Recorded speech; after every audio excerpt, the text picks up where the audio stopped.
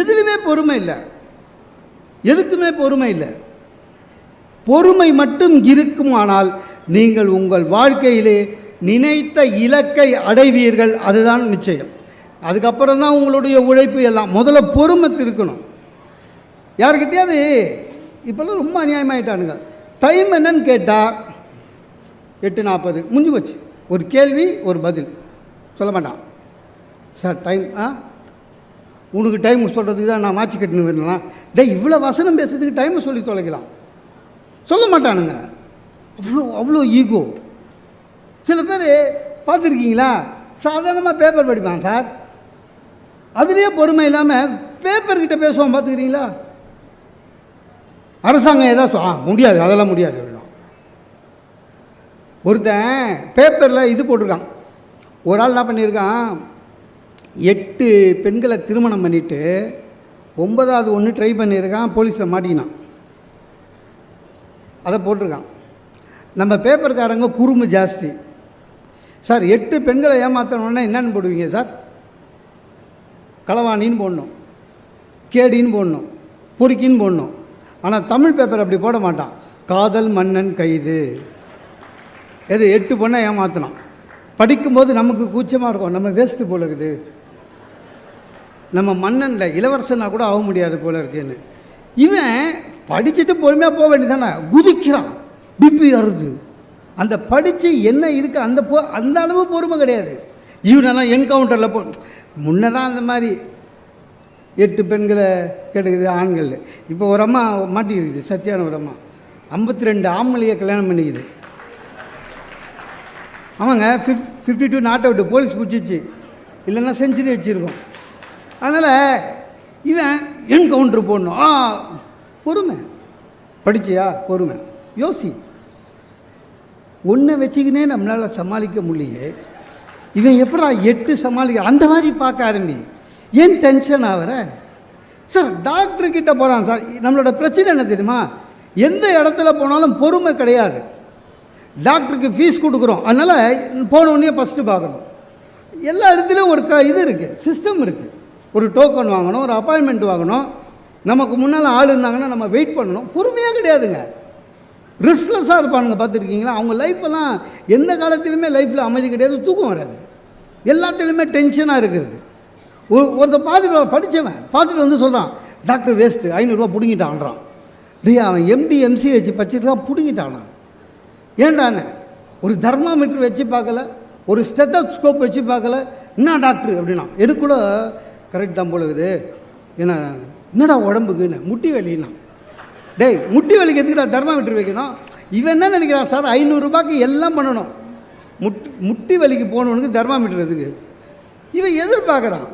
என்னைக்காவது நாம் க்யூவில் நின்று இருக்கோமா, இல்லை க்யூவில் அமைதியாக நின்று இருக்கோமா? அந்த அந்த அந்த நாகரிகமே இன்னும் வரல. க்யூவில் நிற்கிறது, ஒரு ப்ளீஸ் சொல்கிறது, ஒரு தேங்க்ஸ் சொல்கிறது ஒன்றுமே கிடையாது. எல்லாத்துலேயுமே ஒரு கோயிலுக்கு போங்க சார், கோயிலுக்கு போகிறோம், சாமி கும்பிட தானே போகிறோம், அதுக்குன்னு கொஞ்சம் டைம் ஒத்துக்கோ. அங்கே எதுக்கு அர்ஜென்ட்டு காமிக்கிற? ரொம்ப கஷ்டம் சார். சார் சிறப்பு தரிசனம்னு எப்போ வந்ததுங்க கோயிலில்? அதுக்கு காரணம் யார்? நம்ம தான். முன்னாடிலாம் சிறப்பு தரிசனமே கிடையாது, எல்லா தர்ம தரிசனம் தான் இருந்தது. நம்ம ஆளுங்க என்ன பண்ணுறது, கோயிலுக்கு போய் உடனே சாமி கும்பிடணும். அதனால் அந்த ஐயரை என்ன பண்ணுறது, சாமி சாமி சாமின்னு ஐயர் கல்லில் படுற மாதிரி ஒரு 20 ரூபா சாமி சாமின்னா. அவர் பாவம் நல்லவராக இருந்தார். 20 ரூபா பார்த்துட்டு வாங்கோ அப்படின்னாரு. அதுக்கப்புறம் யார் யார் ரூபா காமிச்சாலும் வாங்கோன்னாரு. கட்சியில் என்ன ஆயிடுச்சு, கவர்மெண்ட்டு அங்கே போகிறதுக்கு கவர்மெண்ட்டுக்காவது வரலான்னு ஆயிடுச்சு. நவகிரகம் சுற்றும் போது பார்த்துக்கிறீங்களா, இடிச்சிட்டு போகிறான் சார். எதுக்கு? நீ 9 சுற்று சுற்றவே வேணாம், கடகடன்னு சுற்றி எத்தனை நம்பர் சுற்றினான்னு அவனுக்கு தெரியாமல் சில பேர் ரிவர்ஸில் சுற்றி கழிக்கிறான் சார் சொல்லி. எல்லா இடத்திலும் பொறுமை இல்லாமல் இருக்கிறது. ஒன்றே ஒன்று சொல்கிறேன், எந்த நாட்டிலையும் இந்த மாதிரி நடக்காது சார். ஒரு பையனுக்கு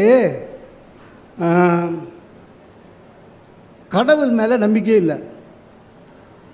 இந்த பையன் ஜப்பான் பையன், சுத்தமாக நம்பிக்கை இல்லை. அவங்க பேரண்ட்ஸ் சொல்கிறாங்க கடவுள் இல்லை அப்படின்ட்டான். உடனே அவங்க பேரண்ட்ஸ் என்ன பண்ணாங்க, சர்ச்சுக்கு கூட்டின்னு போய் ஃபாதர்கிட்ட, இவன் உல்ட்டாவாக இருக்கான், கடவுள் இல்லவே இல்லைன்றான், எந்த கடவுளும் இல்லைன்றான், மதம்லாம் கடவுளே இல்லைன்ட்டான் அப்படின்னு. ஃபாதர் சொன்னாலாம், டேய் நீ ஒரு 6 மாதம் அமெரிக்காவில் போய் இருப்போம் அப்படின்னார். அமெரிக்காவில் போய் இருந்தான். இருந்துட்டு வந்தான். ஃபாதரை பார்த்தான். இப்போ சொல்லு, கடவுள் இருக்காரா? இல்லை ஃபாதர். அப்படியா, சரி நீ ஒரு 6 மாதம் சைனாவில் போய் இருப்போ அப்படின்னாரு. சைனாவில் போனான். ஒரு 6 மாதம் இருந்தான். வந்துட்டான். கடவுள் இருக்காரா? இல்லை. அப்போ நீ இந்தியா போ, ஒரு 6 மாதம் இருந்துட்டு வேணாம். சார் 5 நாளில் திரும்ப வந்துட்டான் சார். கடவுள் இருக்கார், கடவுள் இருக்கார்னா. ஏன்னா அங்கே போய் பாருங்கள் டிராஃபிக்கை. இந்த டிராஃபிக்கை உயிரோடு இருக்கிறது பெரிய விஷயம், கடவுள் தான் காப்பாற்றுறாருன்னு. டிராஃபிக் ஜாம் ஆகிறதுக்கு யார் சார் காரணம்? நம்மக்கிட்ட இல்லாத பொறுமை தான். ஒருத்தர் பின் ஒருத்தர் போகணுன்ற ஒரு முடிவு பொறுமை இருந்ததுன்னா என்னைக்காவது டிராஃபிக் ஜாம் ஆகுமா? ஆகாது. நீங்கள் ஆள் இல்லாத ரயில் பாதை இருக்குல்ல, அது பார்த்துக்கிறீங்களா? அது வந்து இவ்வளோ பெரிய ராடு பார்த்துருக்கீங்களா? நீங்கள் இனிமேல் அதை கடக்கும் போது தயவு செஞ்சு பாருங்கள், அத்தனை பேர் ராடு நடுவில் வளைஞ்சிருக்கும். அது வளைச்சது யார்? நம்ம வண்டி எடுத்து போயிட்டு சைடாக போய் அது ஏன் போடுறான்? ட்ரெயின் வரப்போகுதுன்றது போகிறான். ஒரு 2 நிமிஷம் பொறுக்க முடியல, அது உள்ளே போய் மாட்டி. ஆக பொறுமையே இல்லாத போயிடுச்சு சார்.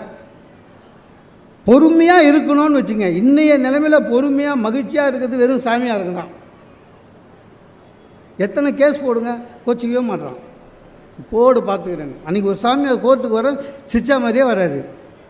உள்ளே போய்ங்க ஜட்ஜி இவர் ஆசீர்வாதம் பண்ணுறாரு, மங்களம் உண்டாகட்டும். ஜட்ஜி பார்த்துட்டு சொன்னார், சாமி கேஸே உங்கள் மேலே அதுதான், ஆசிரமத்தில் மங்களம் உண்டாயிட்டாங்களாம். சிரிக்கிறார். ஜாமீன் வாங்கிட்டு சென்று வருகிறேன்னாரு. மறுபடியும் ஜட்ஜி சொன்னார், சாமி தப்பாக நினைக்காதீங்க, இந்த இடுகாடு, போலீஸ் ஸ்டேஷனு, கோர்ட்டு இங்கெல்லாம் வந்தால் போயிட்டு வரேன்னு சொல்லக்கூடாது பண்ணலாம். அதுக்கு இவர் சொல்லியிருக்காரு, அது எனக்கு தெரியும், ஆனால் உங்களுக்கு தான் என்ன தெரியல, என் மேலே 17 கேஸ் இருக்குது, வந்து போகிற இடம் தான், விடுங்க அப்படின்னாரு. சார் நிதானம் இருக்கணும் சார், பொறுமை இருக்கணும் சார். யாராவது நம்ம வள்ளுவர் என்ன சொல்கிறாரு, யாராவது உன்னை இகழ்ந்தால் கூட பரவாயில்ல பொறுமையாக இருன்றார். எப்படி முடியணும். நான் அதை அனுபவத்தில் பார்த்துருக்கேன் சார். எங்கள் ஆஃபீஸில் சில்வர் ஜூப்ளிக்கு எல்லா அரேஞ்ச்மெண்ட்டு, பிரம்மாண்டமாக அரேஞ்ச்மெண்ட்டு. என்ன பண்ணிட்டார் ஜிஎம், நீ வந்து சீஃப் கெஸ்ட் டெல்லியிலேருந்து வந்தார், அவரை ரிசீவ் பண்ணு, ஹோட்டலில் போடு அப்படின்னாரு. ரைட்டுண்ணா. அடுத்த நாள் ஃபங்க்ஷன் அன்றைக்கி கார் பார்க்கிங் நீ இன்சார்ஜ். ஓகே. இல்லை என்ன ஆயிடுச்சுங்க, எல்லாரை விட எனக்கு தான் வேதனை அதிகம். நமக்குன்னு சொல்லி வச்சா மாதிரி வர சீஃப் கெஸ்ட்டு நைட்டு 2 மணி ஃப்ளைட்டில் வரான். ஏர்போர்ட்டில் போய் காத்துன்னு இருந்தேன். 2 மணிக்கு வந்தான். ஒரு 5 ஸ்டார் ஹோட்டலில் போட்டேன். தேங்காய் எண்ணெய் கிடைக்குமாண்ணா. 2 மணிக்கு வெளில போய் தேங்காய் எண்ணெய் வாங்கி கொடுத்தேன். நான் ஃபில்டர் காஃபி தான் குடிப்பேன், இந்த ஹோட்டலில் கிடைக்காத ஃபில்டர் காஃபினா கொல்லப்படாதீங்க சார். 5 மணிக்குன்னு வீட்டில் போயிட்டு ஒய்ஃபை எழுப்பி 5 மணிக்கு ஃபில்டர் காஃபி எடுத்துகிட்டு வந்து போய் கொடுத்தேன். அவ்வளோ வேலை செஞ்சேன். அடுத்த நாள் கார் பார்க்கிங். இந்த எந்த இடத்துலையும் பெண்களுக்கு வந்து எப்போவுமே ஒரு மரியாதை கூடுதல். ஃபங்க்ஷன்னா கூட எங்கள் ஆஃபீஸ் லேடிஸுக்கெலாம் பாருங்கள், நல்ல ஒரு வேலை கிடையாது, பல பட்டு போடுவேன். ஆஃபீஸ் செலவுலேயே பூ வாங்கியிருக்கோம், தலை ஃபுல்லாக பூ வச்சுருக்கோம், எல்லாம் ஆஃபீஸ் செலவு. அவங்க செய்கிற ஒரே வேலை என்ன தெரியுமா சார், சீஃப் கெஸ்ட்டு வரும்போது குத்துவிளக்கு ஏற்று வரல, அதுக்கு அந்த மெழுகுவர்த்தி எதுவுமே கொடுக்கும் பாருங்க, அவ்வளோதான். எல்லா ஃபோட்டோலையும் அதுதான். என்ன பிரச்சனை ஆகிடுச்சு, நான் கார் பார்க்கிங்கில் வெந்து வேகாமல் நொந்து நூலாகி போனேன். எல்லாமே முடிஞ்ச பிறகு ஆல்பத்தை பார்த்த எம்டி என்ன பண்ணிட்டாரு, நான் ஃபங்க்ஷன் அன்றைக்கி லீவுன்னு நினச்சிருக்கிறாரு. கூப்பிட்டு திட்டினாருங்க எல்லோரும். இது வரைக்கும் ஃபங்க்ஷன் அன்றைக்கி நீங்கள் லீவ் போடுறது எப்படி சார் நியாயம், நாங்கள்லாம் லூஸாக ஊடுறாரு. அவருக்கு தெரியல, அவமானம் போச்சு. ஆனால் அந்த நேரத்தில் நம்ம எதுவும் பண்ண முடியாது. ஆனால் நம்ம நிலைமை தெரியும். நான் வெளியில் வந்த பிறகு ஜிஎம் போய் சொல்லியிருக்காரு, சார் இருந்ததுலேயே அந்த ஆள் தான் ஜாஸ்தி வேலை செஞ்சான், விஐபியை கூட்டணும் தான், கார் பார்க்கிங்லேருந்து தான், அதனாலேயே வந்து எந்த ஃபோட்டோலேயும் அவர் இல்லைன்னு நம்ப மாட்டீங்க. பொறுமை காத்ததன் விளைவாக அந்த எம்டி மறுபடியும் கூப்பிட்டு, எம்டி என்கிட்ட சாரி கேட்டது மட்டும் இல்லை, ஒரு இன்க்ரிமெண்ட்டுக்கு தூக்கி கொடுத்தாரு. பொறுமை என்பது உண்மையிலேயே உங்களுக்கு யாராவது திட்டினா கூட சரி, உங்களுக்கு பயம் கண்டிப்பாக பணம் வரும் சார். பொறுமையாக இருக்கணும் சார், எல்லாத்துக்கும் கோச்சிக்க முடியாது. அதுவும் 20-24 வயசில், 25-30 வயசில் நம்மளுக்கு கல்யாணம் ஆகுது வச்சுங்க, அப்போல்லாம் நம்ம எவ்வளோ ரத்த சூடு, பொறுமை கிடையாது, டீனேஜ், எல்லாத்துக்கும் கோபம் வரும். கோவப்படக்கூடாது. நம்ம நிறைய பேர் கோவப்படுறதில்ல. இப்போ எனக்கு கல்யாணம் ஆச்சுங்க,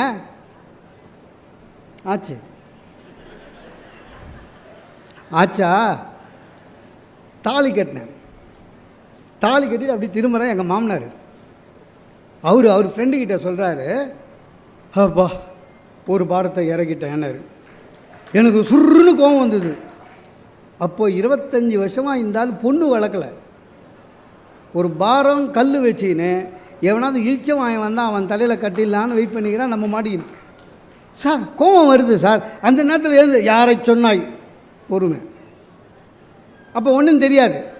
புது வேட்டி, புது சட்டை, இந்த கையில் இதெல்லாம் போட்டு, மோதிரம் போட்டு, செயின் போட்டு, மாலை போட்டு, பலியாடு மாதிரி கூட்டி போவாங்களே. அப்போ நம்மளுக்கு ஒன்றும் தெரியாது. ஃபஸ்ட்டு கல்யாணமா, ஒன்றும் புரியல. அப்படியே நேராக போயிட்டு எங்கள் மாமனார் காலில் விழுந்து எழுந்தவுடனே அவர் சொன்னார், மாப்பிள்ளை என் பொண்ணை நான் குழந்த மாதிரி வளர்த்துருக்கேன்னு. மறுபடியும் சுருன்னு ஏறுது. அப்போ எங்கள் வீட்டில் என்ன மாடு மாதிரியா வளர்த்தாங்க? டாய், உங்கள் வீட்டில் பொம்பளை குழந்தை, எங்கள் வீட்டில் ஆம்பளை குழந்தை. பொறுமை. எல்லாத்துக்கும் கோச்சிக்கினாக்கா வாழ்க்கை சரியாக வராது சார். எல்லாத்துக்குமே அப்படி தான். நமக்கு பொறுமை இருந்தது வச்சுங்க, எல்லாத்துலேயும் ஜெயிக்கலாம். சின்ன சின்ன விஷயம். காலையில் பஸ்ஸில் ஏறுறோம் சார், சில்லறை இல்லை, கவர்மெண்ட் பஸ்ஸு, 500 ரூபா நிட்டுறீங்க. கண்டக்டர் என்ன பண்ணுவார்? ரொம்ப நாகரிகமாக இறங்கிடுங்கன்னு சொல்லுவார். இல்லை, உடனே நீங்கள் சில்லறை நீ தான் எடுத்துனோன்னா பொறுமை. ஒன்றும் இல்லைங்க, ரொம்ப கோபமே பட வேணாம். அதே கண்டக்டர்கிட்ட, சார் சில்லறை இல்லை, 500 ரூபா கிட்ட உங்களுக்கு தெரியும், எனக்கு உங்கள்கிட்ட சில்லறை இருக்காதுன்னு தப்பாக நினச்சிக்காதீங்க, இந்தாங்க டிக்கெட்டை கொடுங்க. எனக்கு 500 ரூபாய்க்கு முன்ன பின்ன இருந்தால் கூட பரவாயில்ல, சில்லறை கொடுங்க. நீங்கள் அந்த மாதிரி ரொம்ப பொறுமையாக ஹேண்டில் பண்ணுங்களேன். கண்டிப்பாக சொல்கிறேங்க, நீங்கள் இறங்கிறதுக்குள்ளே கரெக்டு சில்லறையே கண்டக்டர் கொடுப்பாரு. உங்களுக்கு எதிர்த்து ஒரு வாசம் பேச மாட்டார். அதுக்கு காரணம் என்னென்னா நீங்கள் காட்டிய பொறுமை. சில பேர் பேங்க்கில் போய் குதிப்பான். 1 மணிக்குள்ளே டிடி எடுக்கணும், 1லேருந்து 2 மணி வரையும் லஞ்ச் டைம் பேங்க்கு. நம்ம வேலை ஆகணுங்க. 12:45 உள்ளே போகிறோம், பேங்க்கில் லஞ்சுன்னு போட்டு வச்சுக்கிறான். நீங்கள் அங்கே போய் ரூல்ஸ் பேச முடியாது. போடா அப்படின்வாங்க. போய் கெஞ்சணும், தப்பு இல்லை. ஒரு பொறுமை இருந்ததுனாலே போதுங்க. இப்போ நமக்கு மேலே அதிகாரியாக சொல்லுவான் தெரியுமா, பார்த்துக்கிறீங்களா? என்ன மாதிரி ஒரு நல்லவன் இங்கே உண்டா ஆஃபீஸ்லன்னுவான். இருச்சலாக இருக்கும். ஏன்னா நமக்கு தெரியும் அவன் பக்கா கேடின்னு. சொல்ல முடியுமா? பொறுமை. சார் உங்களுக்கு தெரியாதா சார்? அவ்வளோதான். அப்போ அவனுக்கு புரிஞ்சிடும். மகாகவி பாரதி சொல்கிறான், யோகம் யாகம்லாம் வேற, ஊருக்கு உழைப்பது யோகம், நலம் ஓங்கிடுமாறு பணி செய்தல் யாகம், போருக்கு நின்றிடும் போதும் மனம் பொங்கல் இல்லாத அமைதி மெய்ஞானம். பொறுமையாக இருக்கிறது தான் மெய்ஞானம். பொறுமையாக இருக்கணும் சார். பொறுமையாக இருந்தால் தெய்வம். ஒரு ஊரில் தேர் விழா நடக்குது. தேர் 4 மாட வீதி சுற்றிட்டு நிற்கிது. அந்த பக்கத்தில் ஒரு கார்ப்பரேஷன் லாரி போகுது, குப்பை வண்டி. இந்த கார்ப்பரேஷன் லாரி தேரை பார்த்தது, உனக்கு வந்த வாழ்வு பாருந்துச்சு. ஏன்னா என்னென்ன இந்த ஜனங்க இருக்காங்களே ரொம்ப நன்றி கெட்டவனுங்கச்சு. யார்? குப்பை லாரி. ஏன்னா ஆமாம், நீ 364 நாள் அமைதியாக இருக்க, பொறுமையாக. ஒரே நாள் தான் சுற்றி வர. நான் 365 நாளும் ராத்திரி பகலும் காலையில் சாயங்காலம் ஒவ்வொரு தெருவுக்குள்ளே போய் குப்பை எடுத்துனுக்கிறேன். ஆனால் இந்த ஜனங்க ரொம்ப நன்றி கேட்டவனுங்க. என்னென்னா, உன்னை பார்த்தா கும்புறான், நீ வருஷத்துக்கு 1 நாள் தான் வர. என்னை பார்த்தா மூக்க முடிகிறான். நன்றி கேட்டவங்க. இது சரி சொல்லிட்டான். அப்படி இல்லை, ஜனங்களை தப்பு சொல்லாத. 364 நாட்கள் பொறுமையாக காத்திருந்ததனால் என் உள்ளே தெய்வம் நின்றது. அதனால் மக்கள் என்னை கும்பிடுகிறார்கள். 365 நாளும் வந்தாலும் உன் உள்ள குப்பை இருக்குது. அதனால தான் மக்கள் மூக்க குடிக்கிறார்கள். பொறுமை காலுங்கள், தெய்வம் உங்களிடம் குடிபுகும். பொறுமை இல்லைன்னா குப்பை தான். பொறுமை வேணும் சார். நிறைய பேருக்கு பொறுமை கிடையாது சார். பக்குவப்படுதல் வேற, பதப்படுத்துதல் வேற, ரெண்டுத்துக்கு வித்தியாசம் இருக்குது. ஒரு மாங்காவை எடுத்துன்னு வாங்களேன், ஃப்ரிட்ஜில் வைங்க, 2 நாள் கழித்து பாருங்கள், மாங்காவாகவே இருக்கும். கெட்டு போயிடாது மாங்காய், ஆனால் மாங்காவாகவே இருக்கும். அது பக்குவப்படுத்துவதல்ல, பதப்படுத்துவது. அதே மாங்காவை வீட்டில் காத்தோட்டமாக ஒரு டைனிங் டேபிள் மேலே வைங்க, அடுத்த நாள் மாம்பழமாக மாறிடும். ஆக நம்முடைய பொறுமை எந்த அளவுனா உங்களுடைய மனதை பக்குவப்படுத்தும். பொறுமை இல்லை என்றால் நீங்கள் பதப்படுத்துவது தான் ஒன்று. யாராக இருந்தாலும் சரி சார். அதாவது சுவாமி விவேகானந்தர் நம்ம இவ்வளோ சொல்கிறோம். அமெரிக்காவுக்கு போனார், பிரதர்ஸ் அண்ட் சிஸ்டர் சொன்னார், எல்லாம் கரெக்டு. ஆனால் விவேகானந்தர் போனதே ஒரு தப்பான நாள். அங்கே ஆக்சுவலாக மாநாடு நடக்குது செப்டம்பரில். விவேகானந்தர் தவறுதலாக ஜூலையிலே போயிட்டார். ஜூலையிலே போயிட்டார். செலவுக்கு காசு கிடையாது. கொண்டு போன லெட்டரை தொலைச்சிட்டாரு. கடும் குளிர் அமெரிக்காவில், தங்க முடியல. அவர் எழுதுகிறாரு, ஒரு 100 முறையாவது யோசித்து இருப்பேன் திரும்பி விடலாம் இந்தியாவுக்கு என்று. ஆனால் நான் பொறுமை காத்ததன் பலனை இன்று அனுபவிக்கிறேன். இல்லை என்றால் இந்த வெற்றி என்னை அடைந்திருக்காது. சுவாமி விவேகானந்தர் பொறுமையாக இருக்கணும். உடனே திரும்பி வந்திருந்தார்னா இன்றைக்கி நம்மளுக்கு விவேகானந்தர் தெரிஞ்சிருக்காது. பொறுமை நிறைய பேருக்கு அது இல்லை. யார் எதை சொன்னாலும் சரி சார், கொஞ்சம் ஒரு நிமிஷம் பொறுமையாக இருங்க போதும். யார் எதை சொன்னாலும் சரி, கொஞ்சம் பொறுமையாக இருக்கணும். இந்த உலகத்தில் நிறைய விஞ்ஞான கண்டுபிடிச்ச ஒரு எடிசன் இல்லையா, அவரை பார்க்க ஒரு பெரிய மனுஷன் போனார். அவரும் சயின்டிஸ்ட்டு. அவர்கிட்ட போய் நீங்கள் 1000க்கு மேலே கண்டுபிடிச்சிருக்கீங்க, நான் கூட ஒன்று கண்டுபிடிச்சிருக்கேன்னாரு. என்னென்ன? ஒரு என்ஜின் கண்டுபிடிச்சிருக்கேன், அதை வச்சா அது ஓடும். எடிசன் சொல்லியிருக்காரு. எது எவ்வளோ பெரிய ஆராய்ச்சியாளர், அவர் சொல்லியிருக்காரு அதெல்லாம் ஓட முடியாது. ஒன்று ஒரு பொருளை இழுக்கணும், இல்லை தள்ளணும், தானாக போகாது. ஒரு 5 நிமிஷம் பொறுமையாக இருந்து சொல்கிறது அறிவாளியாக இருந்தால் கூட பரவாயில்ல, சொல்கிறத இந்த காதில் வாங்கிட்டு பொறுமை காத்து அந்த முயற்சியை சற்றும் விடாமல் வெற்றி கண்டவர் தான் ஃபோர்டு. அவரால் தான் கார் கண்டுபிடிச்சி. இன்றைக்கி உலகத்தில் எங்கேயாவது ரோடு இருக்குதுன்னா அது ஃபோர்டால் தான். ஆக எதுவாக இருந்தாலும் சரி, உங்களுக்கு வெற்றி வேண்டுமா, பொறுமை இருக்கணும். பொறுமை இருந்துட்டால் போதும். நிறைய பேருக்கு சாமி கும்பிட்றதுலே பொறுமை கிடையாது சார். கேட்டதும் கொடுப்பவனே கிருஷ்ணா கிருஷ்ணான்னு ஒரு 6 மாதம் இவன் கேட்டதை கொடுக்கலன்னா கிருஷ்ணரை மாற்றிடுறான். என் ஃப்ரெண்டு ஒருத்தர் இருக்கான். ஒரு 6 மாதம் இந்த கோயிலுக்கு போவான், 6 மாதம் சிவன் கோயிலுக்கு போவான், 6 மாதம் திருவண்ணாமலைக்கு போவான், 6 மாதம் ராகவேந்தர் ஆடுவான், 6 மாதம் பாபா ஆடுவான். மாறிக்கினே இருக்கும். என்ன பொறுமை கிடையாது. தெய்வத்தை பார்ப்பதில் கூட பொறுமை கிடையாது. அந்த மாதிரி இருந்ததுன்னா ரொம்ப கஷ்டம் சார். பொறுமை இருந்தது வச்சிங்களேன், எல்லாம் நடக்கும். பொறுமை இல்லாதவங்க தான் என்ன பண்ணுறதுன்னு தெரியாது. சில பேர் வாழ்க்கை விலங்குலன்னு பேர் மாற்றிக்கிறாங்க சார். ரொம்ப அநியாயம் அதெல்லாம். நினச்சது நடக்கலை, என் பேர் ராசி இல்லை சார், நான் எப்படி ராசி இல்லாமல் போவான், உனக்கு வச்ச பேர் இத்தனை நாள் ராசியாக இருந்தது. இந்த மாதிரி ஆளுங்களை ஏமாத்துறதுக்குன்னே நிறைய பேர் சுற்றி நிற்கிறான் சார். விஞ்ஞானம் நம்மளுக்கு நேமியாலஜி ரேடியாலஜி எல்லாம் கண்டுபிடிச்சி கொடுத்துருக்கு. நேமியாலஜின்னு வச்சுருக்கான் சார். யார் போனாலும் பேரை மாற்றிடுவான். என் ஃப்ரெண்டு ஒருத்தன், அவன் பேர் ராம். ராமை விட நல்ல பேர் இருக்கா சார். அவனுக்கு போயிருக்கான். பேர் என்ன? ராம். ராமுக்கு என்ன இனிஷியல்னு கேட்டிருக்கான். உலகம் ஃபுல்லாக ராமுக்கு இனிஷியல் RAM தான். அதுக்கு அவன் சொல்லியிருக்கான், உன் ஜாதகப்படி அது தப்பு. நீ என்ன பண்ணுற, 2 6 3 A 3 M, உன் ஜாதகத்துக்கு அவ்வளோ எழுத்து வேணும். நம்ப மாட்டீங்க, என் ஃப்ரெண்டு இப்போ அப்படி தான் எழுதுகிறான். பேங்க்கு செக்கெல்லாம் கூட அப்படி தான், 2 6 3 A 3 M. மென்டலு இல்லை. நானே போனேன் அந்த ஆளுக்கிட்ட. என் பேர் மோகன சுந்தரான்னு. நல்லா இருக்கு. அப்போ நான் கூட பெருமையாக நினச்சேன், நம்மளை தெரியுது போல இந்த ஆளுக்கு ஒரு வேளை தப்பாக சொல்லிட்டாங்கன்னா நம்ம வெளில மீட்டிங்கில் சொல்லிட்டோன்னு பயப்படுறான். அவனா பயப்படுவான். அடுத்த கேள்வி என்ன கேட்டான், இனிஷியல் என்னான்னா. எஸ்ன்னு மாற்றிருக்கணும். எங்கள் அப்பா எனக்குன்னு விட்டு போனது 2 லட்ச ரூபா கடனும் இன்சியலும் மாற்றி 2 தான். எல்லாமே அப்படி தான். பொறுமை வேணும். பொறுமை இல்லாதவங்க தான் இந்த விதி மேலே பழிய போடுறது. எல்லாத்திலுமா விதி. சார் பந்தியில் உட்காந்துக்கிறான், பச்சடி போட்டுன்னு வரான், இவனுக்கு போடல, மறந்துட்டான். அவனா வாய்க்கால் வரப்பு தகராறான்னா இவனுக்கு போடாமல் அடுத்த இலையிலேருந்து போட்டு போயிட்டான். பச்சடி தானே, வாழ்க்கையில் பச்சடி சாப்பிட்டது இல்லையா, பார்த்தது இல்லையா? ஆனால் 5 லட்ச ரூபா திருடு போன மாதிரி அப்படியே அது பார்த்துக்கிறீங்களா? பரிமாறுறவனையே பார்ப்பான் பச்சடிக்கு. இல்லை பக்கத்தில் இருக்கிறவன் என்ன பண்ணுவான், சும்மா இருக்க மாட்டான், பச்சடி போடல போருக்கு வேணாம். அது இவன் சொல்கிறான், ஆமாம் சார் என் விதி, நான் எங்கள் அம்மாவுக்கு 5ஆவது பிள்ளை, முதல் பிள்ளையாக இருந்தால் பிரதமர் ஆகிடுவியா டை, அப்பவும் பச்சடிக்கு அப்படி தான் பார்த்துன்னு போகிறேன். எதுக்கு எது சார்? ஒரு குடும்பம் வெற்றிகரமாக அமைய வேண்டும் என்றால், நம்ம குடும்பம் வெற்றிகரமாக அமைய வேண்டும் என்றால் 1 மினிட் பொறுமை.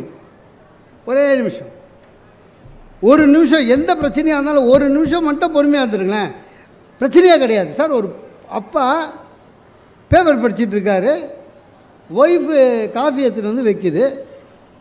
எப்போவுமே ஒய்ஃபுங்க காஃபி எடுத்து வச்சுட்டு கிளம்பிடுவாங்க, நம்மளே பார்த்து குடிச்சிடணும். குடிக்கும்போது நான் நிறைய வாட்டி குடிக்கும்போது சூடாக இருக்குது அப்படின்னு ஒரு வார்த்தை கேட்டேன்னா உள்ளேருந்து குரல் வரும், ஆத்திக்கங்க அப்படின்னு. சூடே இல்லை, வச்ச உடனே குடிச்சிருக்கணும், எல்லாத்துக்கும் பதில் ரெடியாக இருக்கும். உள்ள ஒரு அம்மா காஃபி எடுத்துன்னு வந்து வச்சுது, இந்த பேப்பரை இப்படி திருப்பினான் சார், இவரோட பொண்ணு ஓடி வந்து இடிச்சிடுச்சு டேபிளை, காஃபி கொட்டிடுச்சு. இதுதான் இன்சிடெண்ட்டு. நாயே நாயே கண்டில்ல. 1 நிமிஷம் பொறுமை இல்லாமல் திட்டின வச்சுங்களேன், அந்த பொண்ணு அன்றைக்கி காலையில் அந்த டே முடிஞ்சு போச்சு. அம்மா வெளில வரா, அதை வச்சவொன்னே குடிச்சிருந்தான், அவங்களுக்கு அறிவில்லையான்னு வாவோ, முடிஞ்சு போச்சு. நீ வச்சேன்னு எனக்கு சொல்கிறதானே, முடிஞ்சு போச்சு. சார் 1 நிமிஷம் பொறுமையாக இருக்கணும் சார், 1 நிமிஷம். அது யார்? நம்ம குழந்தை. 1 நிமிஷம் மட்டும் நீங்கள் பொறுமையாக இருந்தால் உங்கள் வாயில் வர வார்த்தை ஆட்டோமேட்டிக்காக மாறும். அந்த பொண்ணு பாப்பா ஊற்றிட்டோன்னா பக்குன்னு ஆகிடுச்சு, அப்பாவோட காஃபி ஊற்றிட்டுமேனு.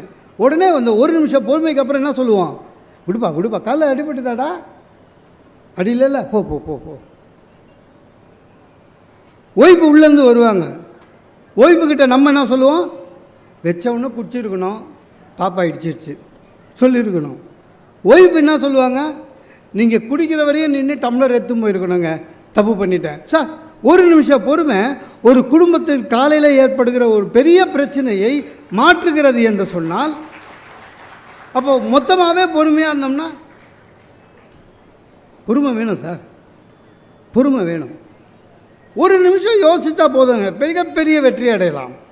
ஒரு சிங்கம் கரடி நரி 3 பேரும் ஃப்ரெண்ட்ஸு வாக்கிங் போகிறாங்க. கரடியும் நரியும் சிங்கத்தை பார்த்து சொல்லிச்சு, கொஞ்சம் பசிக்குது ஏதாவது பண்ணுங்களேன் அப்படின்னு. சிங்கம் இரு ஏதாவது மாட்டோன்னு புலி வந்து புலியை பார்த்தோன்னே சிங்கம் ஓடி போய் ஒரே அடிச்சு புலியை கொண்டு வந்து அது போராடி ஜெயிச்சு எத்தனை வருதுல்ல, கொஞ்சம் டயர்டாகிடுச்சு. கரடியை பார்த்தது, 3 பேருக்கு சரியாக ஷேர் போடு அப்படின்ச்சு. இந்த கரடி 1 நிமிஷம் யோசனை பண்ணியிருக்கணும், பண்ணாமல் என்ன பண்ணிச்சு, சிங்கம் ஒரு வார்த்தை சொல்லிச்சுல, என்ன 3 பேருக்கு சரியாக ஷேர் போடுன்னு. அதனால் 3யும் கரெக்டாக ஒரே அளவாக 3.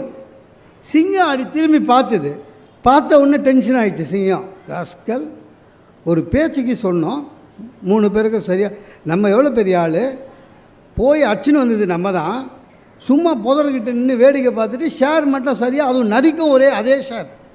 சிங்கம் கோபம் வந்து டென்ஷன் ஆகி பொறுமையை இழந்து கரடியை ஒரே அடி வச்சது, செத்து போச்சு கரடி. இப்போ சிங்கம் சொல்லிச்சு நரிக்கிட்ட, புலி கரடி நம்ம 2 பேருக்கு ஒரே மாதிரி ஷேர் போடு அப்படின்ச்சு. நரி 1 நிமிஷம் யோசிச்சது, ஓகே அப்படின்ட்டு மொத்தமாக ஒரு 90% எடுத்து அப்படி வச்சுது, ஒரு 10% எடுத்து இப்படி வச்சுது. ராஜா, இந்த 90% உங்களுக்கு 10 எனக்கு, சிங்கத்துக்கு பயங்கர குஷி. எப்படி இவ்வளோ கரெக்டாக ஷேர் பண்ண, சரி சமமா தெரியுது சிங்கத்துக்கு. அப்போது நரி சொல்லிச்சான், எப்படி கற்றுக்கினேன் இதான்னு. கொஞ்ச நேரத்துக்கு முன்னால் கரண்டிகிட்ட கற்றுக்கினேன் ராஜா. டாய் உனக்கு தெரியாதா எனக்கு? அப்படி தாங்க சார், எல்லாத்துக்கும் பொறுமை வேணும் சார். நம்ம வீட்டில் ஒவ்வொரு வீட்லேயும் அம்மா ஒய்ஃபு வச்சுருக்கிற குடும்பங்களில் அம்மாவும் நம்ம வீட்டில் இருக்காங்க வச்சுங்க. ஒவ்வொரு வீட்லேயும் நடக்கிற விஷயம் அது என்ன, சண்டை வரும். சண்டையில் ஒய்ஃபு கண்டிப்பாக கேட்பாங்க, என்ன உங்களுக்கு நான் முக்கியமாக உங்கள் அம்மா முக்கியமானு கேட்பாங்கல்ல. ஒரு நிமிஷம் கூட யோசிக்காமல் பதில் சொல்லுவான் சில முட்டாள், எங்கள் அம்மா தானுவான். அவனுக்கும் சோறு இல்லை, அவங்க அம்மாவுக்கும் சோறு இல்லை. ஒரு நிமிஷம் பொறுமையாக யோசி, விடுடா இன்னும் கொஞ்ச நாள் போ அப்படின்னு சொல்லி விட்டுடணும். அந்த இன்னும் கொஞ்ச நாள் யாருக்குன்னு சொல்லக்கூடாது. அதுதான் புத்தாலித்தனம். அதுக்கு நமக்கு தேவை ஒரு நிமிஷம். சார் குழந்தைங்க கேள்வி கேட்டால் கூட பதில் சொல்ல மாட்டான் சார். நம்ம குழந்தைங்க கேள்வி சார், குழந்தைகள் கேள்வி கேட்டால் பதில் சொல்லணும் சார். குழந்தைங்க கேள்வி கேட்டால் கூட பதில் சொல்ல மாட்டான். ஏன்? பொறுமை கிடையாது. தீபாவளிக்கு பட்டாசு வாங்குறாரு அப்பா, எப்பவுமே தெரியல, தீபாவளிக்கு பட்டாசு வாங்கி வெடிக்காதன்னு வாங்கும். அப்புறம் தீபாவளிக்கு வாங்கினதே கொஞ்சம் முறைக்க நம்ம எதிர்க்கே கொஞ்சம் பேக்கெட் எடுத்து பண்ணையில் வைப்பாங்க. பையன் கேட்பான் எதுக்கு, ஏன்னா அது கார்த்திகை தீபத்துக்கு வச்சுருக்காங்க. அப்புறம் இன்னொரு பண்டிகைக்கு பையன் டென்ஷன் ஆகிட்டான், வந்ததே கொஞ்சம் அதில் பாதி மேலே போயிடுச்சுன்னு. பையனுக்கு டெய்லி அந்த பட்டாசை பார்த்து என்றைக்கு ஃபங்க்ஷன் வரும், என்றைக்கு பண்டிகை வரும்னு. ஏன்னா குழந்தைங்களுக்கு நம்ம எது பண்டிகை எது பூஜைன்னு சொல்லித்தரல. பையன் வீட்டில் விசேஷம்னா எல்லாமே பண்டிகைன்னு நினச்சின்னுக்கிறான். சரியா? அன்றைக்கி மாலை அமாவாசை, வீடு பெருக்கி கிறுக்கி சுத்தம் பண்ணுறாங்க, பூஜை நடக்குது. பையன் நினச்சிங்கன்னா இன்றைக்கி பண்டிகை போல இருக்குதுன்னு அவங்க அப்பா கிட்டே கேட்குறான், அப்பா இன்றைக்கி பண்டிகை எது, மாலை அமாவாசை, பட்டாசத்து கூட வெடிக்கணும்னா. அந்த ஒரு நிமிஷம் பொறுமையாக அவனுக்கு சொல்லி கொடுத்துருக்கலாம். இன்றைக்கி பண்டிகையில் படாது, நீ தானே சொன்ன பண்டிகை இன்றைக்கி பட்டாது, அப்போ எப்போ தான் வெடிக்கிறது அப்படின்னா. இந்த டென்ஷனில் என்ன பண்ணா, நான் செத்தா வெடி அப்படின்ட்டான். பையன் சொன்னால் அதுக்குள்ளே நம் திருமேனா, அவன் கவலை அதுதான், அதுக்குள்ளே நம் திருமேனா. சார் இப்போ கூட நிறைய பேர் டெத்து போகும்போது பட்டாசு வெடிக்கிறாங்கல்ல, அதெல்லாம் அவங்கவுங்க அப்பா சொன்னதுனால ஒன்றும் பண்ண முடியாது. ஒரு பொறுமை இருக்கணும். ஒன்றும் இல்லைங்க, நீங்கள் எந்த காப்பியத்திலே ஒன்றாலும் பாருங்கள், பொறுமை இழக்கிற போது அந்த கதாபாத்திரம் மேலேருந்து கீழே வந்துடும். மகாபாரதத்திலே தருமனை போல ஒரு பொறுமைசாலி யாருமே இல்லை. நச்சு பொய்கையிலே தன் தம்பிகள் எல்லாம் விழுந்து செத்து கிடக்கிற மாதிரி இருக்குது. ஆனால் அந்த அசிரடி கேட்ட கேள்விகளுக்கெல்லாம் பொறுமையாக பதில் சொல்லி உத்தமனாக நான் தருமன். பாதி ராஜ்யத்தை எடுத்துகிட்டு துரியோதனன் திருப்பி தரமாட்டேன்னா டென்ஷன் ஆகலை. தம்பிகளை அடக்கி தர்மத்தை காத்தான். பொறுமை. இது பொறுப்பதில்லை தம்பி, எரிதல் கொண்டு வா, கதிரை வைத்து இழந்தான் அண்ணன் கையை எரித்திடுவோம் பீமன் சொன்னான். அப்பவும் பொறுமை. சூதாடினான், மனைவி வச்சு இருந்தான், அடிமையானான், 12 வருஷம் காட்டில் இருந்தான், அஞ்ஞான வாசம் இருந்தான், பொறுமை. கிருஷ்ணனை அனுப்பி ஏதாவது ஒன்று கிடைக்கதான் பரவாயில்ல, 5 நிலம் 5 வீடு, ஓகே பொறுமை. ஆனால் சார் பொறுமையை இழந்துட்டீங்க வச்சிங்களேன், நம்மளை உண்மையான கோர முகம் வெளில வந்துடும். நிறைய பேருக்கு அது தெரியாது. நம்ம நல்லவன் மாதிரி எல்லா இடத்துலையும் வேஷம் போடலாம் சார், எல்லா இடத்துலையும் வேஷம் போடலாம். ஆனால் நீங்கள் பொறுமையை இழந்துட்டீங்கன்னா உங்களுடைய நிஜ முகம் வெளியில் வந்துடும். தருமனுக்கு வந்தது என்ன, தருமனுக்கும் கர்ணனுக்கும் சண்டை வருது சார். கர்ணன் தருமனை அடித்து துவைச்சி கொன்னுலான்னு யோசிக்கிறான். ஆனால் தாய்கிட்ட கொடுத்த வர ஞாபகம் வருது, என்ன, அர்ஜுனனை தவிர மீதி பேரை கொல்ல மாட்டேன்னு. அதனால கர்ணன் என்ன பண்ணுவான், தருமனை ஓடிப்போ அப்படின்ட்டுவான். அந்த அவன் ஓடிப்போன்னு சொன்னாங்களே, ரொம்ப அவமானப்பட்டுருவான் தருமன், ரொம்ப அவமானப்பட்டுவான். ரொம்ப அவமானப்பட்டதுனால வந்து அர்ஜுனன்கிட்ட சொல்லுவான், நீ என்ன பண்ணுவியோ எனக்கு தெரியாது, நாளைக்கு கர்ணனை கொல்லணும், நாளைக்கு கர்ணனை கொல்லணும். அப்போவே பொறுமை இழந்து தருமனுடைய நிஜ முகம் வெளியில் தெரிய ஆரம்பிக்குது. நாளைக்கே கர்ணனை கொல்லணும். அடுத்த நாள் போர் நடக்குது, கர்ணனை கொல்ல முடியல. அர்ஜுனன் திரும்பி வரான். பாசறைக்குள்ளே வந்த உடனே முதல் கேள்வி தர்மம் ஓடி வந்து, கர்ணன் செத்துட்டானா அப்படின்வான். அது நான் இல்லையே அண்ணா. சார் அந்த இடத்துல பொறுமை இழந்ததுனால் தர்மனுடைய நிஜ முகம், அதுவரை நல்லவராக நினச்சிருந்தான்ல, நிஜ முகம், நீ எல்லாம் ஒரு தம்பியா, உன் கையில் இருக்குதுன்னா காண்டிவமா, இன்னும் ஒரு வில்லு, பயங்கர சண்டை. அப்போது தர்மன் என்பவன் பொறுமைசாலி, தர்மன் என்பவன் தர்மத்தை பார்த்து எல்லாம் உடஞ்சிது. ஏன்? ஒரு நிமிஷம் அவன் பொறுமையை பண்ணி முடிஞ்சுட்டான். சார், பொறுமை இல்லாமல் எல்லா இடத்துலையும் குலைக்கிறதுக்கு நம்ம என்ன நாயா சார்? நாய் பார்த்துக்கிறீங்களா? நம்ம வீட்டு நாய் தான். நைட்டு கம்முன்னு இருக்கும், ஏதாவது பூனை கிராஸ் பண்ணோம், போ அப்படின்னும். நைட்டு எல்லோரும் தூங்குறாங்க, குலைக்கக்கூடாது, அதுக்கு அது ஏதோ ஒரு உருவம் குலைக்கணும். நீங்கள் எது நடந்தாலும் சரி, வாழ்க்கையில் ஒரு நிமிடம் பொறுமையாக இருங்கள், உங்கள் வாழ்க்கை மாறும். பொறுமை இல்லை. ராமகிருஷ்ணர் அற்புதமான ஒரு கதை சொல்லுவார். என்னென்னா, ஒருத்தன் போய் கிணறு தோண்டினான், ஒரு 30 அடி தோண்டினான், அடச்சே அப்படின்னு போயிட்டான். திருப்பியும் போனான், அடுத்த நாள் வந்தான், ஒரு 31 அடி தோண்டினான், அடச்சே அப்படின்னு போயிட்டான். 3ஆவது நாள் வந்தான், 32 அடி தோண்டினான், தண்ணி வரல, செக் போ அப்படின்ட்டான். அப்போ அந்த பக்கமாக ஒரு துறவி வந்தார். என்ன பிரச்சனைன்னாரு. தண்ணி வரல. டாய் லூஸு, முதல் நாள் எவ்வளோ தோண்டினேன்? 31. 2வது நாள் 32, 3ஆவது நாள் 33. ஒன்று செய், இந்த 33 மறுபடியும் இன்னொரு புதிய கிணறு தோண்டாத, 33 தோண்டுனா. சார் நம்ப மாட்டீங்க, 34வது அடியில் தண்ணி வந்துடுச்சு. உன் பொறுமை இல்லை, 3 கிணறு தோண்டி இருக்க. பொறுமை ஒரு நிமிடம் இருந்தால் போதும். ஒன்றும் இல்லைங்க, பொறுமை இருந்தால் என்ன தெரியுமா, உங்கள் உடல் நலம் காக்கப்படும், பிபி வராது, டென்ஷன் ஆகாது. பொறுமையாக இருந்தீங்கன்னா கோபம் வராது. கோபம் தானே எல்லாத்துக்கும். ஆக உடல் நலம் காக்கலாம். 2வது உங்கள் மனநலம் காக்கலாம். ஞாபகம் வச்சுக்கோங்க. ஒரு மனிதன் ஆரோக்கியமாக இருக்கிறான் என்று சொன்னால், யுஎன்ஓ சொல்லுது, ஆரோக்கியம் என்பது வெறும் உடம்பு சம்பந்தப்பட்டதல்ல, உள்ளமும் சம்பந்தப்பட்டது. ஆக உள்ளமும் உடலும் ஆரோக்கியமாக இருக்க வேண்டும் என்றால் நீங்கள் பொறுமையை காருங்கள். நாளையிலிருந்து இப்போவே நீங்கள் நிறைய பேர் நினைக்கிறீங்க, சே எப்போ முடிப்பான்னு தெரியலையேன்னு, கொஞ்சம் பொறுமையை இழப்பீங்கல்ல. அதனால் நாளையிலிருந்து எப்பொழுது டென்ஷன் வராமல் இருந்தால் ஒரு நிமிடம் பொறுமையை காத்திருங்கள், உங்கள் வாழ்க்கை வளமாகும். வாய்ப்புக்கு நன்றி பாராட்டி விடைபெறுகிறேன். நன்றி.